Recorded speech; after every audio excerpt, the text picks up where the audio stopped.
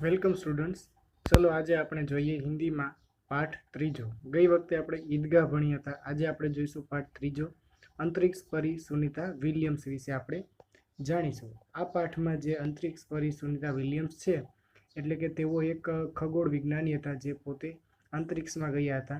તો એના વિશે અહીંયા ડૉક્ટર કોકિલા પારેખ જે છે એ અહીં લખે છે. શું કહે છે તો પહેલાં આપણે આની પ્રસ્તાવના વાંચીએ, જોઈએ. डॉक्टर कोकिला पारेख का जन्म सन 1956 में गांव उवारसद जिला गांधीनगर में हुआ था। आपने एम ए एम फिल और विद्या वाचस्पति की शिक्षा गुजरात विद्यापीठ से प्राप्त की। आपने गुजराती और हिंदी दोनों भाषाओं में लेखन कार्य किया। अध्यापन के साथ समाज सेवा भी विशेष योगदान है। महिला जागृति के में उन्होंने अच्छा कार्य किया है।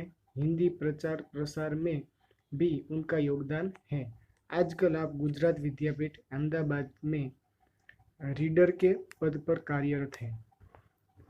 प्रमुख प्रस्तुत पाठ में अंतरिक्ष यात्रियों की जानकारी के साथ साथ अंतरिक्ष परी सुनीता विलियम्स के जीवन, शिक्षा, अंतरिक्ष यात्रा के लिए परीक्षण, अंतर्राष्ट्रीय स्पेस स्टेशन, सुनीता के अंतरिक्ष रिकॉर्ड, अहमदाबाद में सुनीता के आगमन और छात्रों को प्रेरणा, लड़कियों और महिलाओं के लिए गौरव, प्रोत्साहन तथा अंतरिक्ष यात्रा में उनके द्वारा की गई खोजों के बारे में बताया गया है।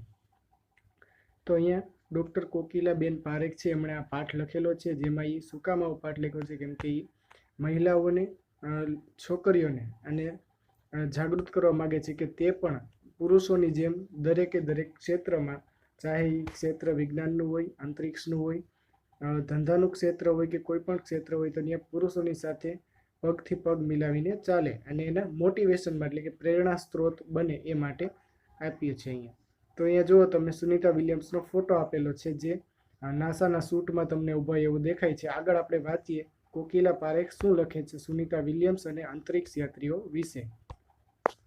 20 सितंबर 2007 को अहमदाबाद हवाई अड्डे पर अमेरिका से एक हवाई जहाज आ पहुंचा। तब अटलांटिक यान पृथ्वी पर पहुंचने जैसी उत्तेजना हुई थी। उसमें था गुजरात का गौरव, भारत की शान और पूरे विश्व की बेटी सुनीता विलियम्स।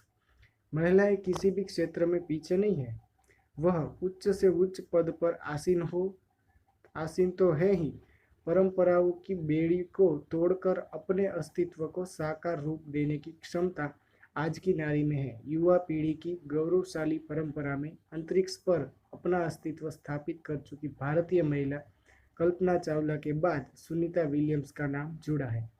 सुनीता ने भारत की प्रतिष्ठा को गौरवान्वित किया और सफल होकर वापस आई।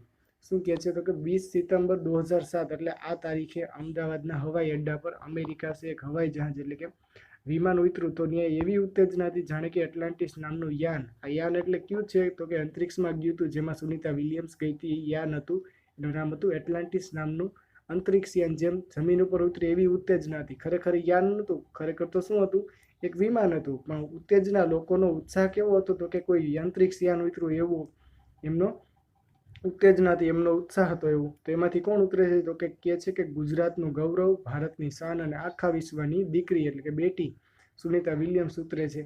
महिलाओं की किसी भी क्षेत्र पछी आगळ के छे महिला कोई क्षेत्रमां पाछळ नथी अने दरेके दरेक क्षेत्रमां मोटा पद उपर आसीन तो छे एटले के मोटुं पद तो धरावे छे महिलाओ, पण साथे साथे परंपराने तोड़ीने पोते आगळ ने आगळ वधे छे।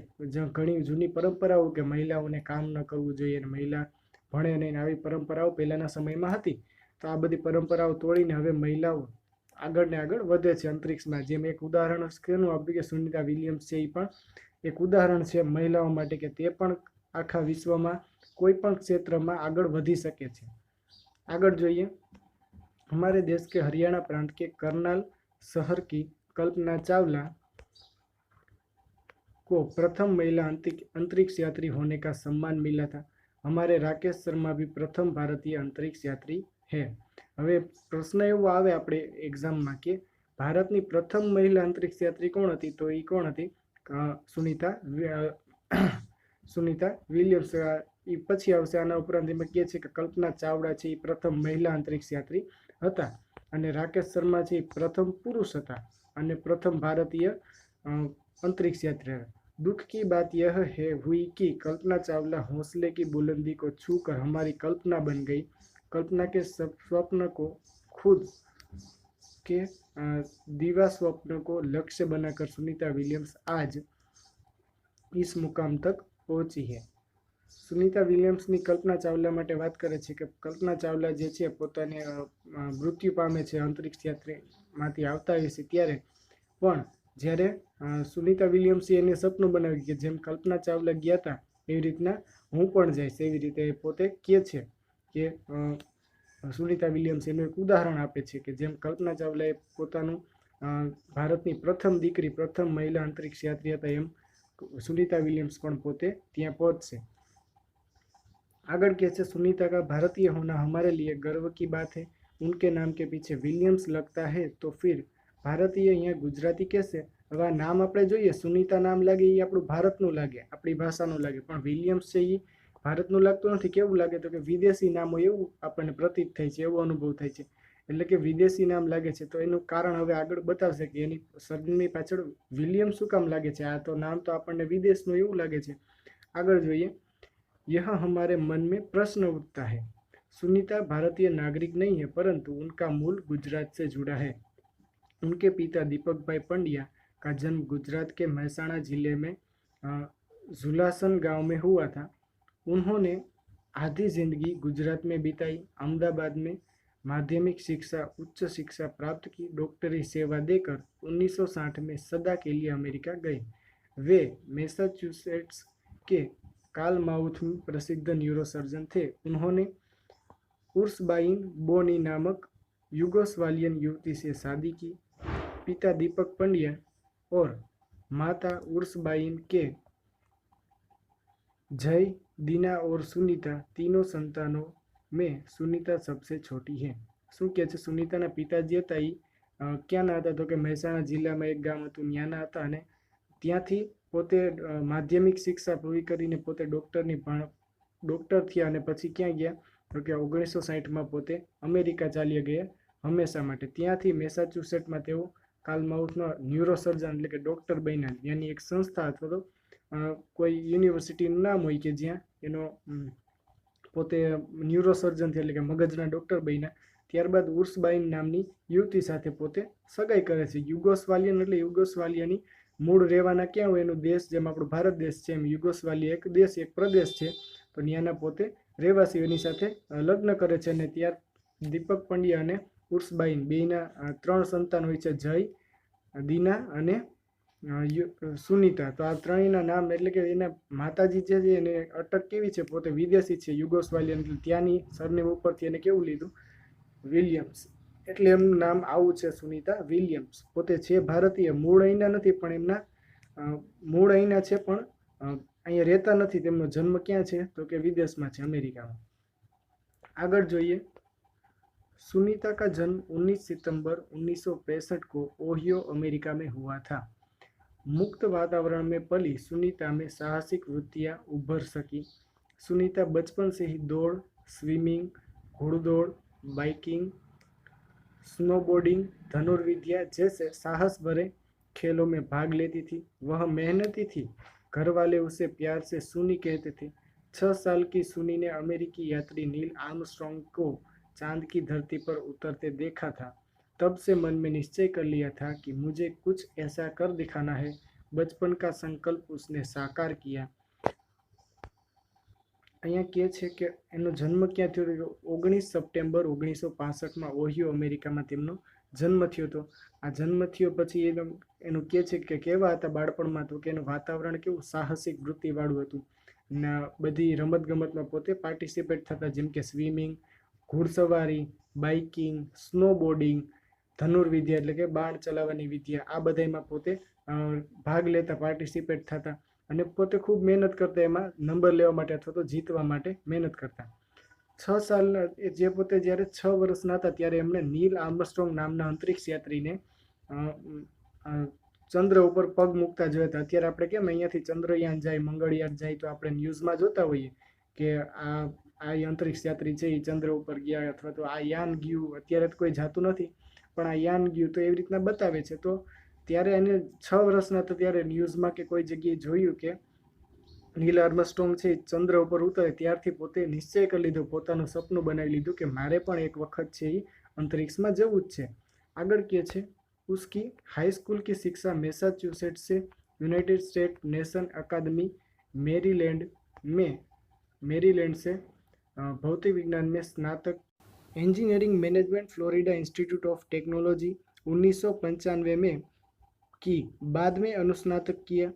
इसके पहले 1987 में नेवल अकादमी से व्यावसायिक अनुभव के लिए जुड़ी, जहां साहस और श्रम को प्रवृत्ति का महत्व था।